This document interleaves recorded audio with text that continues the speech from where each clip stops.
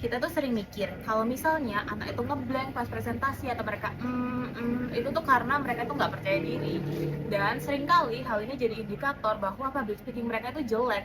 Dalam konteks akademik, public speaking itu bukan sekedar soal kita pede buat ngomong di depan, bukan sekedar kita bisa ngomong, kita punya skill, tapi public speaking itu menyampaikan sesuatu yang benar-benar kita kuasai. Ada fakta menarik nih. Kemarin kita wawancara ke salah satu SD di Surabaya. Kita sempat ngobrol sama kepala sekolahnya, sama muridnya, dan sama gurunya juga. Anak-anak di sini itu udah diajarin cara public speaking dari kelas 1 SD. Tetapi sampai mereka kelas 6, public speaking itu tetap jadi sesuatu yang menakutkan buat mereka. Kenapa kok bisa? Ternyata selama ini yang kurang itu bukan skillnya. Tapi kalau insight dari gurunya ya, karena anak-anak ini udah terbiasa main HP, nge-game, mereka tuh jadi males buat ngebaca, males buat mempersiapin materi. Jadinya mereka tuh nggak benar-benar nguasain materi yang mereka sampaikan. Mungkin pas di awal mereka bisa nyampein lancar. Begitu tanya jawab, itu sudah pasti ngeblank, nggak berani, takut, dan akhirnya public speaking itu jadi momok. Dari sini kita tahu kalau public speaking itu bukan cuma skill, bukan cuma percaya diri, tapi gimana kamu nyiapin materi yang kamu bawain. Nah, jadi guys, permasalahan-permasalahan yang udah dijelasin tadi itu dipengaruhi oleh dua faktor. Yang pertama adalah faktor internal dan yang kedua adalah faktor eksternal. Nah, jadi guys, faktor internal yang pertama adalah illusion of performance dalam public speaking. Banyak dari anak-anak itu merasa bahwa aku udah bisa ngomong. Padahal sebenarnya mereka tuh belum benar-benar menguasai materi loh.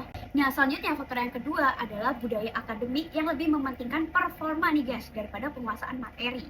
Jadi guru-guru di sana itu mengajarkan bahwa yang penting tampil bagus, yang penting kalian bisa ngomong. Padahal guys, faktor yang lebih penting adalah penguasaan materi.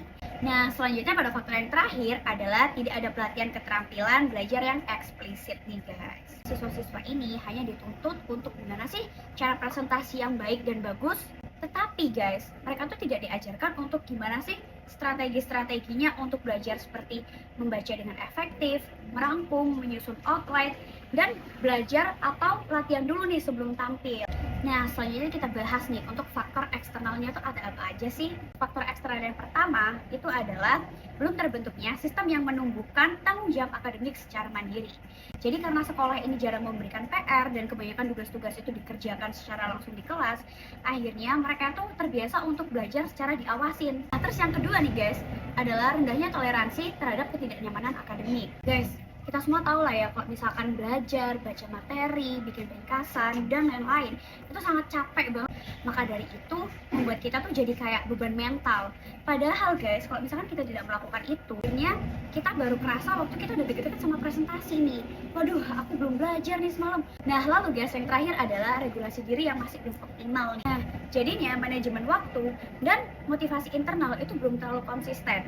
Nah, akhirnya kesiapannya jadi kurang matang, dan biasanya anak-anak itu mudah kewalahan saat harus mengingat materi apa sih yang kemarin aku pelajarin dan gimana sih cara aku untuk menyampaikan di depan publik.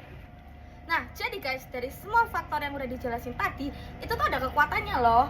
Jadi, kekuatannya mereka itu tuh ada 3. Nah, yang pertama, mereka tuh tidak takut untuk bicara. Lalu, kedua, mereka tuh juga sebenarnya sudah bisa presentasi. Dan mereka itu tidak takut untuk tampil, guys. Nah, mereka ini juga memiliki lingkungan yang sangat solid juga. Dan yang paling penting adalah mereka ini sadar bahwa mereka ini ingin belajar public speaking yang benar dan juga baik. Terima kasih, sekian dari kelompok kami. Selamat menunaikan ibadah puasa. Mohon maaf lahir dan batin.